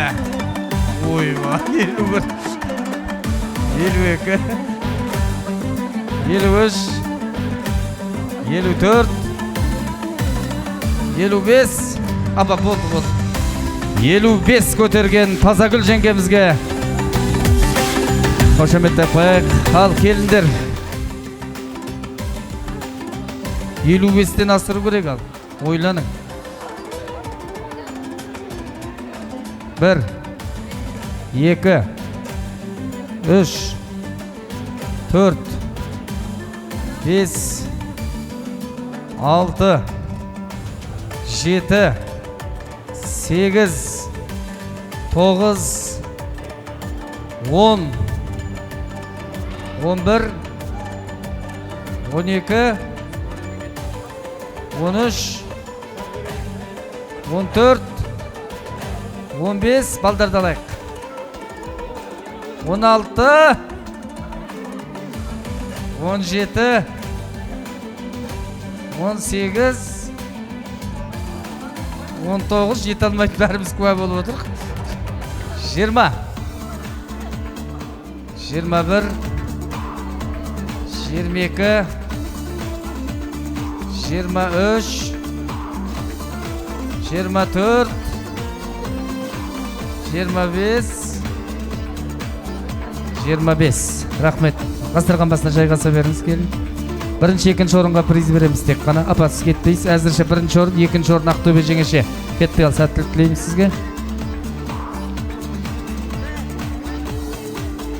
3, 4, 5, 6, 7, 8, 9, 10, 11, 12, 13, 14, 15, 16, 17, 18, 19, 20, 21, 22, 23, 24, 25, 26, 27, 28, 29, 30, 31, 32, 33, 34, 35, 36, 37, 38, 39, 40, сондай қымбат затты не десең?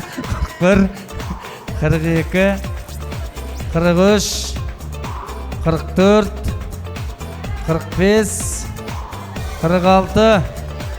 46, 47, 48, 49, 50, 51, 52, көтереміз, 53, ай бәрекелді, 54, 55,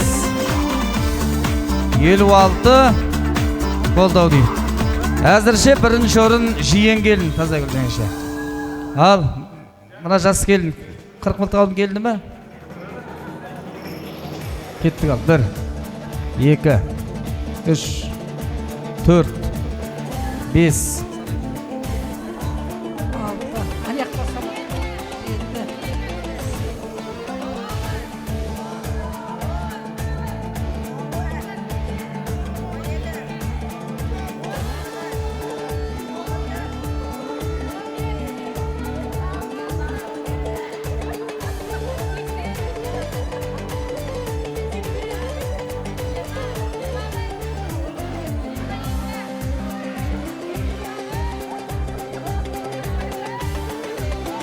Жиырма бес.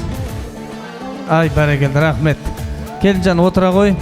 Ендеше сайысымызда бас жүлде не алады дедік. Бас жүлде кім көп көтереді, сол осы керек. Мынау жаңағы езет мағаты ша дейтін осы ма?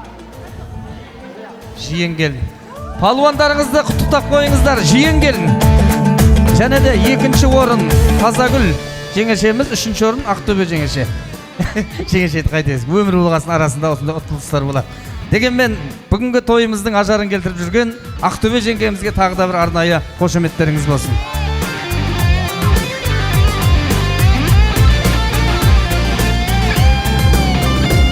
Жақсы, енді қадірменді ағайын, қазақтың тойында қазақтың қара шағанақты киелі қара ағаш қара домбырасының үні естілмесе қазақтың той деп айту бекер шығар. Сондықтан Жансейіт Әбіш деген азамат домбырамен сіздер үшін бір жақсы халықтың термесін шырқап берсін. Қабыл алыңыздар.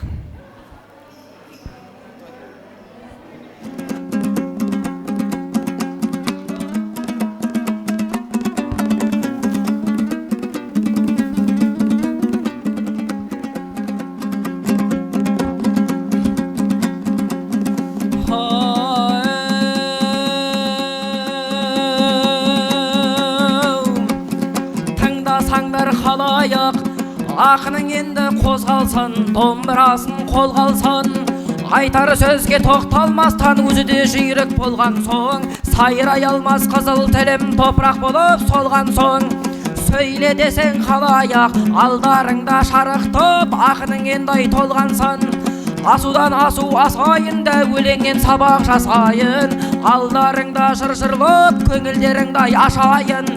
Жақсы адамдар болмаса, көңілдер ай жаманнан басымдалып қашайын. Сайраған тілім саудырса, жабылардай жалтақтап, несіне сөзен сасайын. Ағалар аңсап келгеннен соң, құрбылар қоштап келген соң, алдарыңда лапырып жазғыда судай тасайын.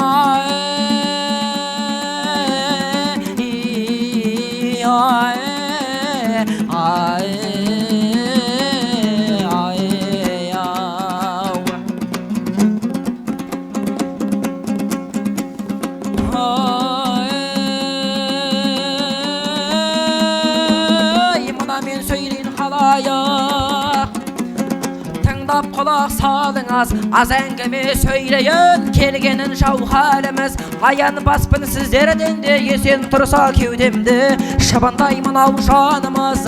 Басыңа сөгіс келмейді, өзіңмен қатар жігіттер, жақсы болса алған жарыңыз. Жаман болса алғаның, тең құрбыңдан ұялып, төгілер беттей арыңыз. Мен сөйлейін жақсылар, сабақаңды алыңыз, ер адамның басына егеде дәурен келмейді, құлағай салып қалыңыз.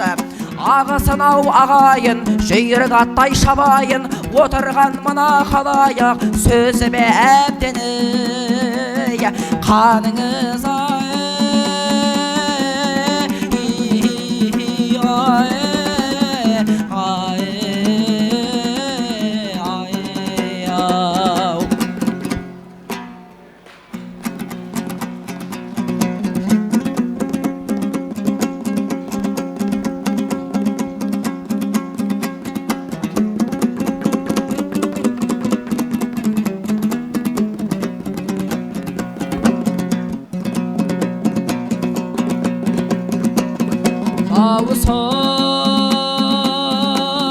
сор боладың ай, таулым паздаң, қонарғай көлі қайдаң ай, қоңыр қаздаң.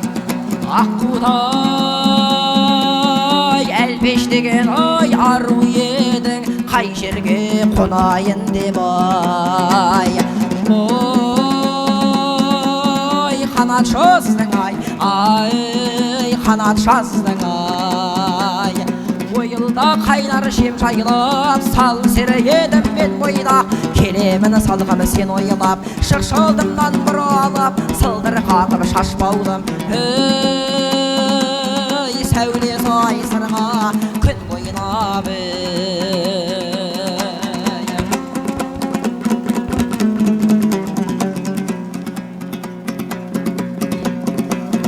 кеш болса кетіресің ой тағатымды ән салдым қақайырып ой қара түнді талпынып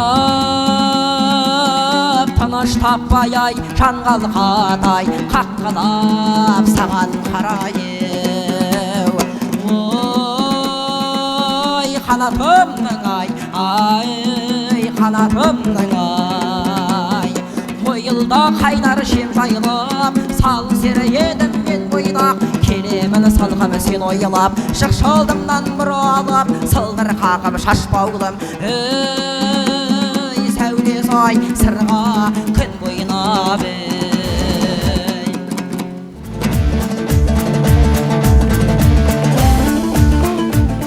жалпы мынадай керемет сыйлықтар кімге берілсін? Нағыз таланттыларға берілсін. Біз енді осы жерде отырған Сәндеке, сіздің де бір домбырамен әудейтініңіз бар екен деп, осы өзіміздің ағайындардың ішінен де шықсын деп жатырмыз. Кім бар домбыра тартатын?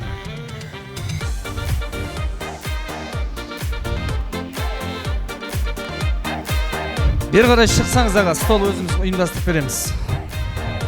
Ауылда бір домбыра тартатын ағамыз келатыр екен, бір шабыттандырып қоймайсыздар ма, қол соғып? Кел аға. Көктемде көркем гүл қала, өзгеге арман бұл қала. Көмкерген қайын жарасы. Микрофон.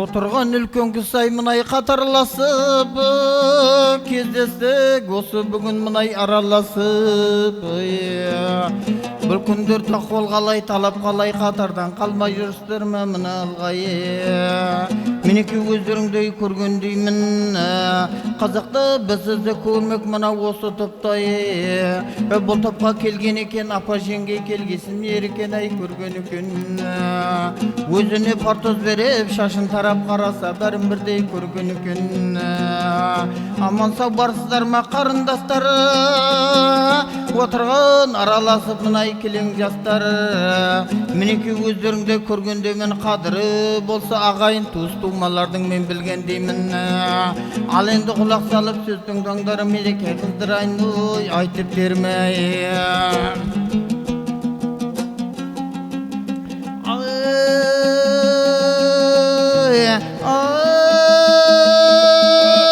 Susam bir kolum jeterime, susam bir kolum jeterime Qardan bir asқан түлкідей, қырмызы қызылы заманға айтып бір сөзім өтермей, сүйекі біткені шабанға екіде жақсы дос болса, бірінде бірін қиялмас, екіде жаман дос болса, бір мекенге ұсый алмас, қаш заманға мал бітсең, ебімді менені жейдімдер, бұл күнде өзім болдымдер, дүние дегені саралтын, әркендерді алдыған, қабаты көшті қалың жер, талай бір ерді жалмаған, екіде достың арасын айырады оңбаған, ерлерді өті қарасам, көксін қосыны қолға алып, жауғы бір жалғыз жөнелген, бұл дүниені байқадым.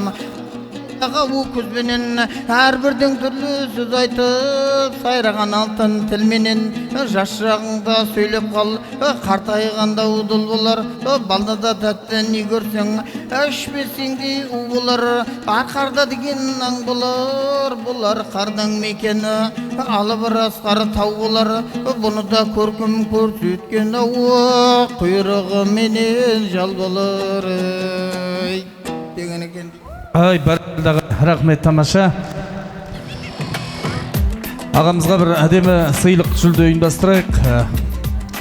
Бұл енді Наурызбектің термелерінен ау деймін аға. Мақам Наурызбектің мақамынан. Ал, рахмет аға, сау болыңыз, тамаша. Термеңізбен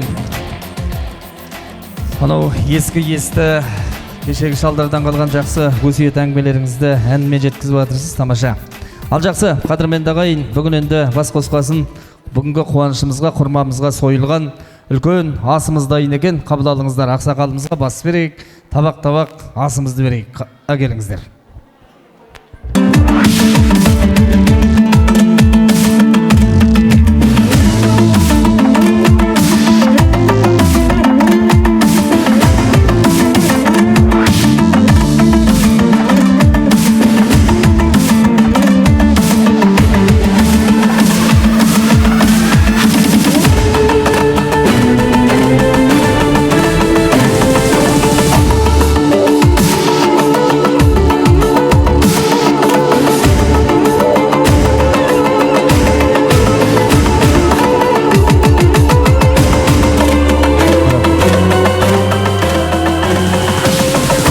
Ағайындар, алдарыңызға ас келіп жеткен екен, астарыңыз дәмді болсын. Жұтқан жұтамас, асқазаның майлы болмай, көңілің жайлы болмас деген. Асқазанды майлап, көңілдеріңізді жайлап отырыңыздар.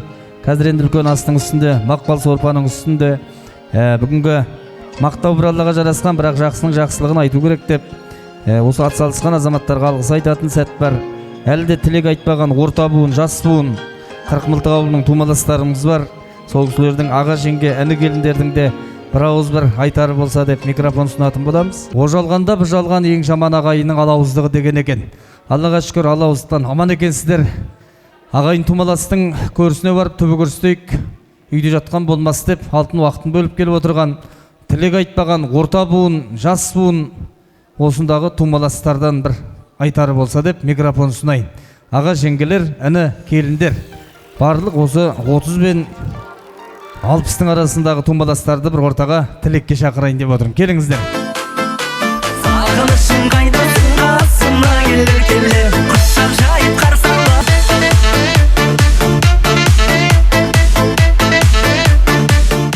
Тумалар мына келіп жеткен амал мерекесі құтты болсын көрісу.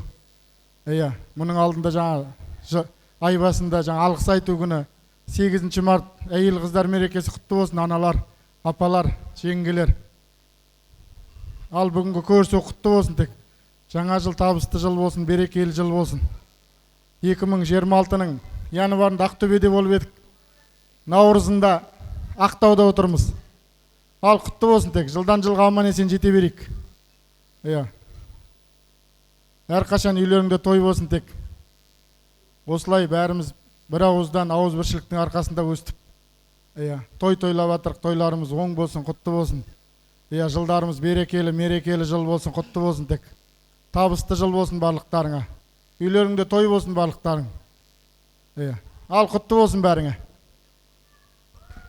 Ассалаумағалейкум. Аман мерекесі құтты болсын баршамызға.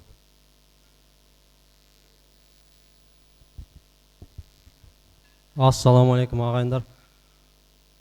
Келіп жеткен Наурыз амал мерекесі құтты болсын. Жылдан жылға жете берейік.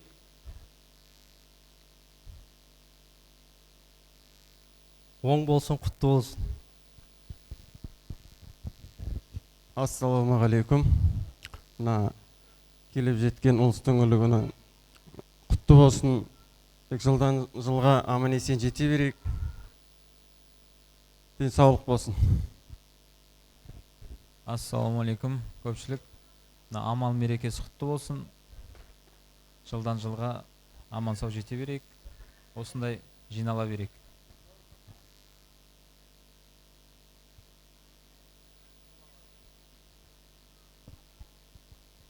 Ассалаумағалейкум.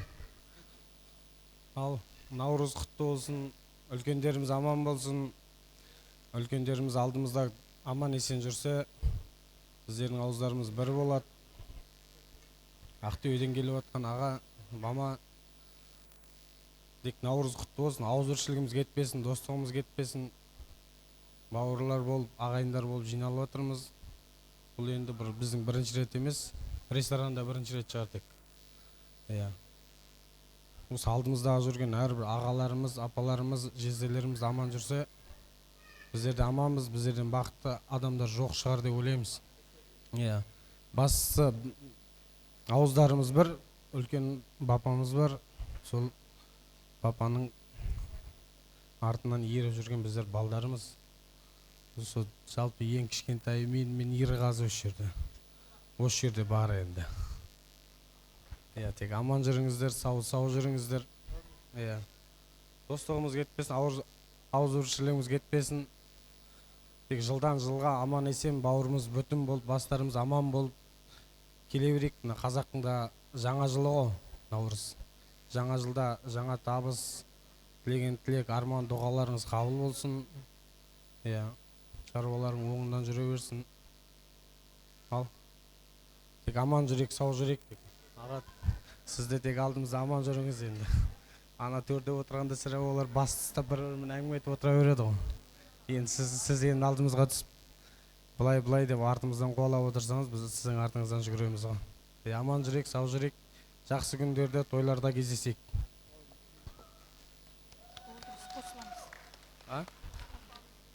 Ой, жеңешем қосылам дейді ғой. Қосылма дейді. Амал мерекесі құтты болсын, деніміз сау, отбасымыз аман болсын. Келесі жылдарда осылай ауызбіршілікте отыра берейік, жылдан жылға аман есен жете берейік. Үлкендеріміз аман болсын, денсаулық болсын.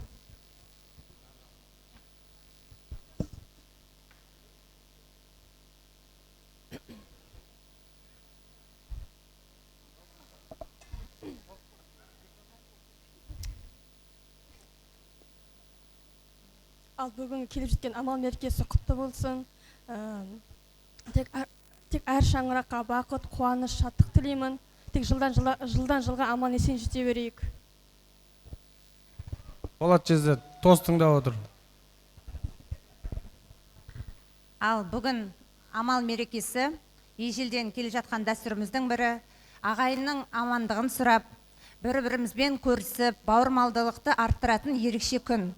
Ендеше амал мерекесі құтты болсын. Және бұл күнгі ізгі тілек пен ақ жарма ниет жыл бойы бізбен бірге болсын. Жыл жақсылармен келсін.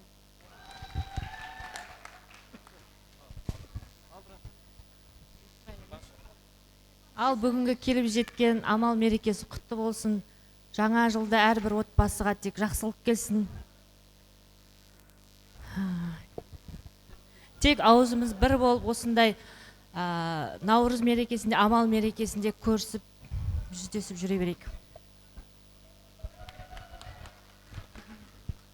Ал бүгінгі жаңа жыл амал мерекеміз құтты болсын. Жылдан жылға аман есен жете берейік.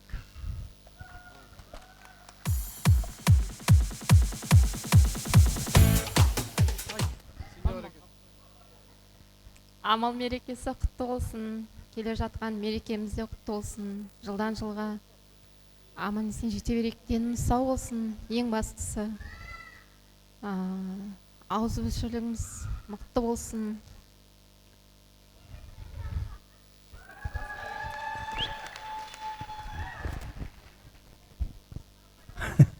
Болдық па тумадастар? Ал тілек қарттан тиеме, жастан тиеме дейді. Ауылдың үлкендерінің де, жастардың да тілегі қабыл болып, жылдан жылға аман есен жете беріңіздер. Жұмыла көтерген жүк жеңіл. Мұрат, осы ауызбіршілікпен тойларын тойлай беріңдер. Естелікке.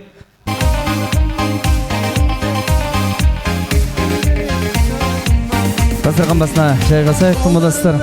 Бір кесе шай ішкім келеді, қол ұстасып суретке де түскім келеді, саған ғашық жігіттердің көздерінше.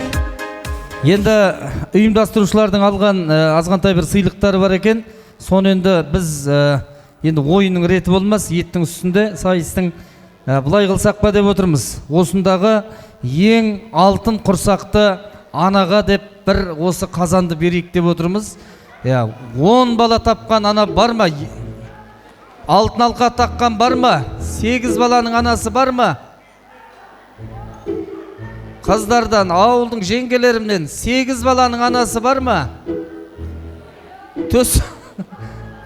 Күміске кеттік. Күміс алқа бар ма? Ойбай, қайда? Көп балалы анаға деп бәріңе беріп сайын бәлде. 6 баланың анасы бар ма? 6 бала бар ма? 6 баланың анасы. Ойбай. Бұлай қылайықшы, ешкімге өкпе болмасын. Осы ауылымыздағы келіндердің ең генералы, ең үлкен әженің үйіне берейін деп отырмын. Кім ал? Ең үлкен әжеміз кім? Сол кісіге берейін деп отырмын. Қайсы? Мама, мынау енді апамыз ба? Апамыз ба? Ойба, төркінден үндемей ала бер ондан. Апамызға бір қол соғып қояйық. Осы апам ең жасы үлкен. Ырымдап беріп жатырмын. Осы кісінің жасын берсін баршаңызға. Енді ортада ата енесін бағып отқан келін бар ма? Қара шаңырақ келіндерден. Келсін. Кел, бәрін келіп, бірақ біреуін аласыңдар. Келе беріңдер. Жүректегі бұзған сезім қамалыңды, сағынумен жүрмін аттай жанарыңды, әй күлімдесең етті. Рахмет. Ата енесін ең ұзақ бағып отқан келінге ғана береміз әзірше. Так, стажыңыз? 15 жыл. 15 жыл. Сіз осы Қырықмылтық ауылының келінісіз, дұрыс па? 15 жылдан бері ата енеңді бағып отырсың, дұрыс қой? Ата енеңді, қара шаңырақ келін. Сіз қайсы ауылдың келінісіз? Қырықмылтық. Қырықмылтық ауылының. Стажыңыз? 10 жыл. 10 жыл. Жайлап орныңызға бара беріңіз. 15 бар екен. 3 жыл. 3 жыл жүгіріп кетіп қала ғой. 5 жыл. 5 жыл бара қойыңдар. Қадірменді қонақтар, мен айттым жаңа қара шаңырақ келінге берем дедім. Оның ішінде еңбегі орасан зор келінге берем. 15 жылдан бері ата енесін бағып отқан қара шаңырақ келінге приз.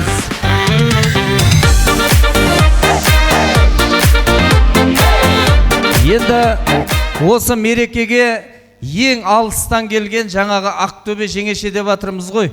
Бұл кісі жаңа бір ша көтерді, жаңағы ыдыс көтерді, әйтеуір бәр сайысқа да қатысып жатыр. Әңгіме ода емес, әңгіме алыстан келіп ағайынмен қауышып көрісіп жатқан 2,5 шақырымды артқа тастап келіп отқан Ақтөбе жеңешемізге осы бір қомақ сыйлықты ду қол шапалақ ұрып қош келдің жеңеше деп берейік. Жеңеше. Beylep.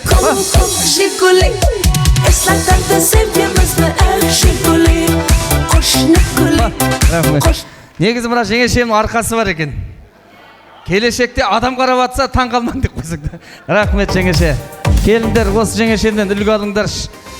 Мұна көріске ең бірінші төлем жасаған кім? Ең бірінші төлем жасаған кім? Приз. Ең бірінші ақша төлеген кім? Аты кім? Таңатар ағамызға бір ду қол шапалақ ұрып, көріс басталады дегеннен ең бірінші төлем жасағаның үшін тәке.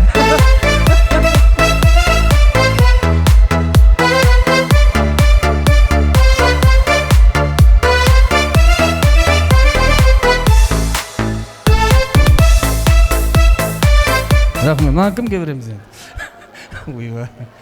Жақсы, үлкен кісілер айтарыңыз, қосарыңыз бар ма? Келесі жылға бағдарлама бар ма? Эстафета деген болады. Келесі жыл кім қайда ұйымдастырады деген сияқты. Сол мәселені айтатын үлкендерге микрофон ұсынайыншы. Отыра берсін. Күнде саған барам, сенен хабар жоқ қой. Салам әнге салам, мені сен шақырса. Алла бұйыртса 26-ны күтіп атырық қой. Келесі жыл 27-ні бұйырса бақыт осылай ұйымдастырып, осылай отыруды нәсіп етсін бәрімізге.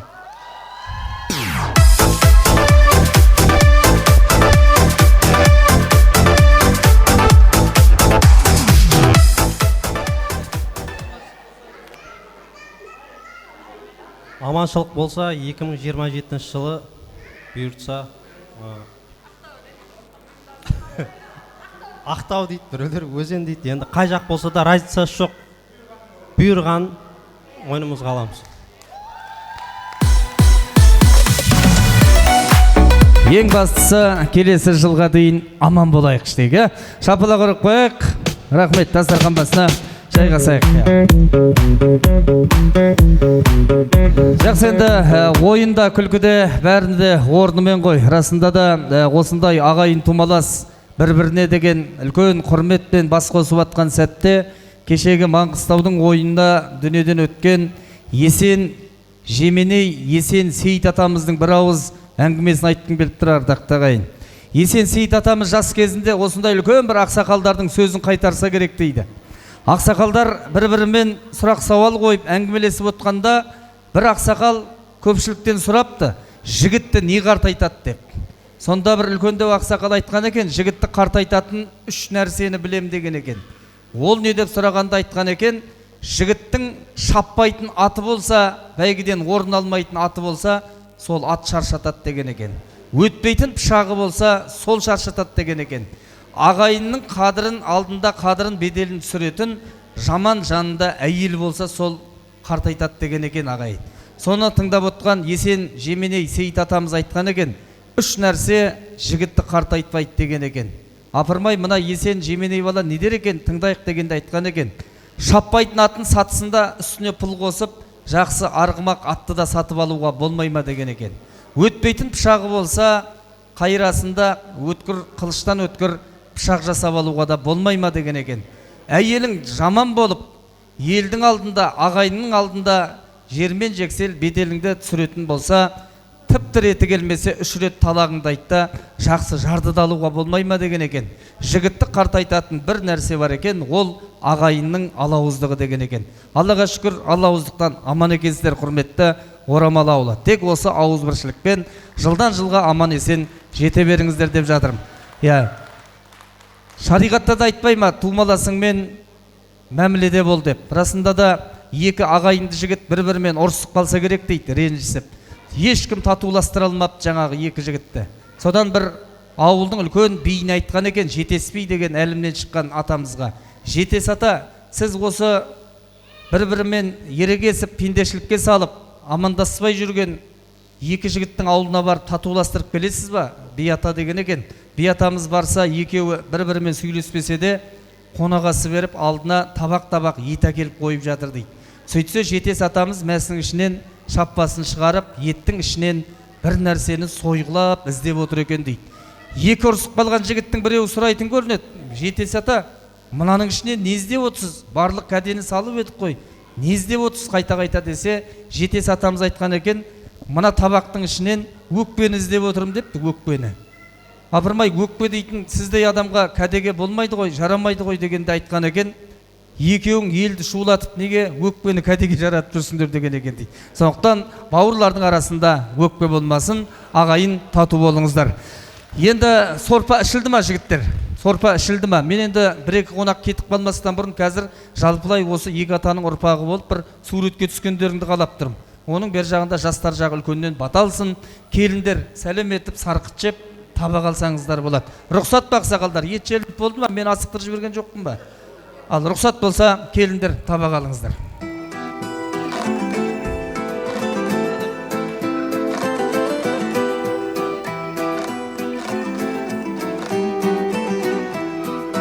Келін, келін, ақ келін, алтын олғыздап келін, босағаның аттаған Сарқыт жеңдер, келіндер, үлкендердің.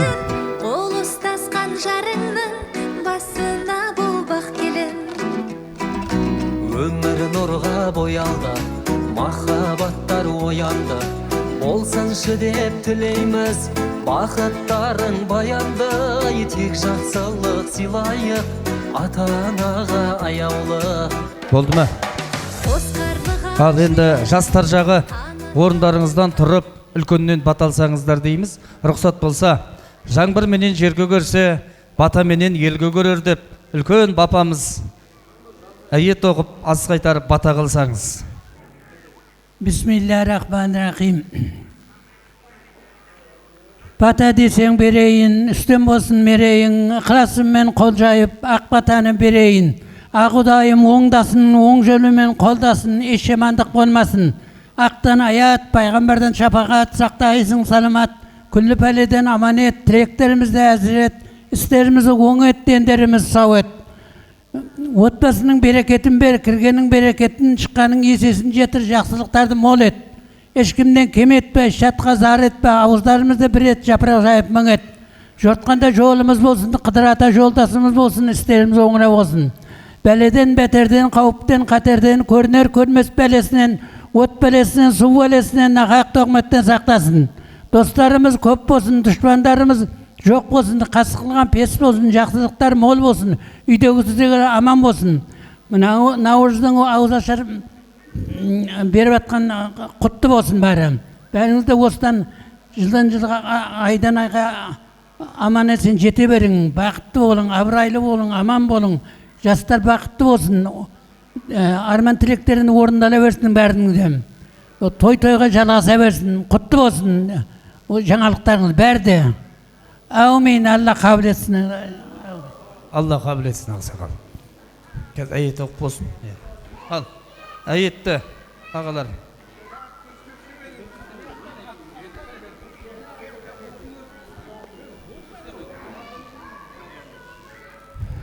أعوذ بالله من الشيطان الرجيم بسم الله الرحمن الرحيم الحمد لله رب العالمين مالك يوم الدين إياك نستعين اهدنا الصراط المستقيم صراط الذين أنعمت عليهم غير المغضوب عليهم ولا الضالين بسم الله الرحمن الرحيم قل هو الله أحد الله الصمد لم يلد يولد يكن له كفوا أحد بسم الله الرحمن الرحيم قل هو الله أحد الله الصمد لم يلد يولد يكن له كفوا أحد Bu dünyadan ötken әке шешемізге құдалар бар, көршілер бар, жақын жуықтар, ағайын туңмалар бәріне тие берсін бұл отырғандардың.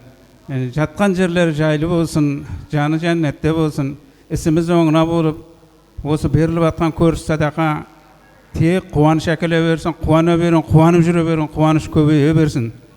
Рахмет, сау болың, бәрі қайырлы болсын, жақсы болсын. Келесі жылға аман сау жете берейік.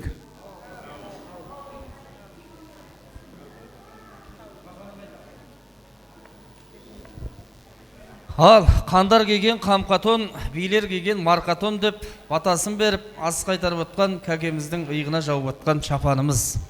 Әйет оқып отқан аға. Тәте ме? Ал, тәте. Құтты болсын. Қадірменді ағайын, бұл ас қайтарылды, қой кетейік құрма аяқталды деген әңгіме емес. Жүрім деген ағайын болса, жолы болсын, билейім деген жұрт болса, ортада билейік. Соңғы билеген, соңғы кеткен төрт қонаққа төрт приз. Ел аман жұрт тыныштықта, амалдан амалға, аман есен жетейік ағайындар. Жақсы күнде кездескенше.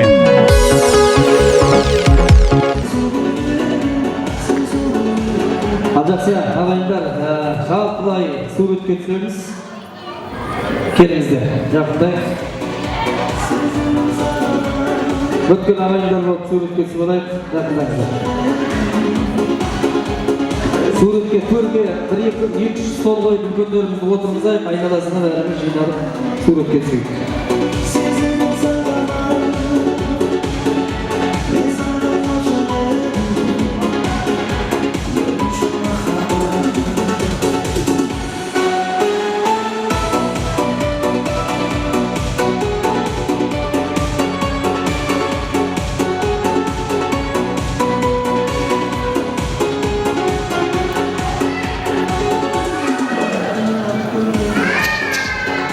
Үлкен папаны ортаға алып, үлкен апамыз бар, жеңгелер, үлкендер жағы отырсаңыздар болады. Жігіттер, стол ұйымдастырыңыздар, қыздар, стол үлкен кісілерімізге.